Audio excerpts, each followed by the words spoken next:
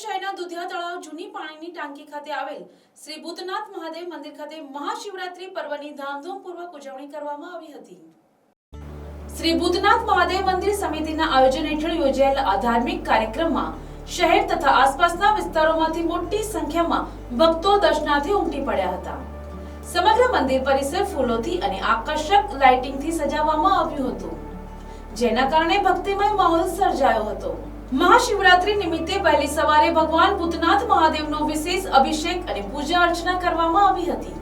સાથે જ લઘુ રુદ્ર યજ્ઞનું પણ વૈદિક મંત્રોચ્ચાર સાથે આયોજન કરવામાં આવ્યું હતું, જેમાં યજ્ઞમાં હાજર રહેલા ભક્તોએ ધાર્મિક લાભ લીધો હતો। આ પ્રસંગે સમાજ હિતને ધ્યાનમાં રાખીને બ્લડ ડોનેશન કેમ્પનું પણ આયોજન કરવામાં આવ્યું હતું, જેમાં યુવાનો અને ભક્તોએ ઉત્સાહપૂર્વક રક્તદાન કરી માનવ સેવાનો સંદેશ આપ્યો હતો।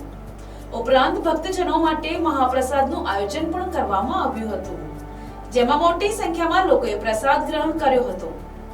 ઉલ્લેખનીય છે કે આશરે 27 વર્ષ પહેલા આ મંદિરનો જીર્ણોદ્ધાર ગણેશ યુવક મંડળ દ્વારા કરવામાં આવ્યો હતો। ત્યારથી મંદિર ખાતે વિવિધ ધાર્મિક અને સામાજિક કાર્યક્રમો યોજાતા રહે છે। મહાશિવરાત્રી પર્વે ભક્તોની ભારે ભીડને ધ્યાનમાં રાખી સમિતિ દ્વારા સુચારુ વ્યવસ્થા ગોઠવવામાં આવી હતી। સમગ્ર કાર્યક્રમ શાંતિપૂર્ણ અને ભક્તિમય માહોલમાં પૂર્ણ થયો હતો। બહુ જૂનું મંદિર છે, વર્ષો પુરાણું, અને એનો 27 વર્ષ પહેલા ગણેશ યુવક મંડળ ને મિત્રો લોકોએ બધાએ એનો જીર્ણોદ્ધાર કર્યો। આ 27મો પાટોત્સવ છે।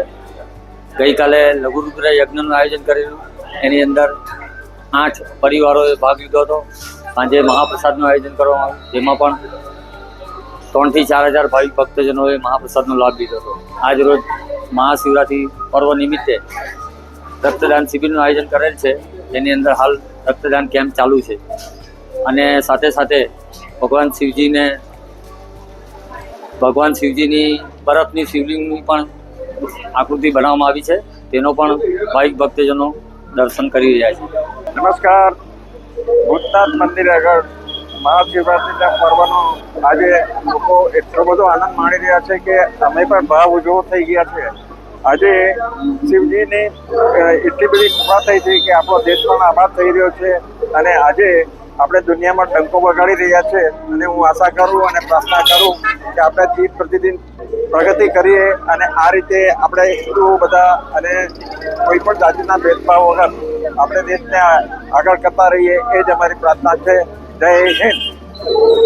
Bureau report, NTC news, Navsari.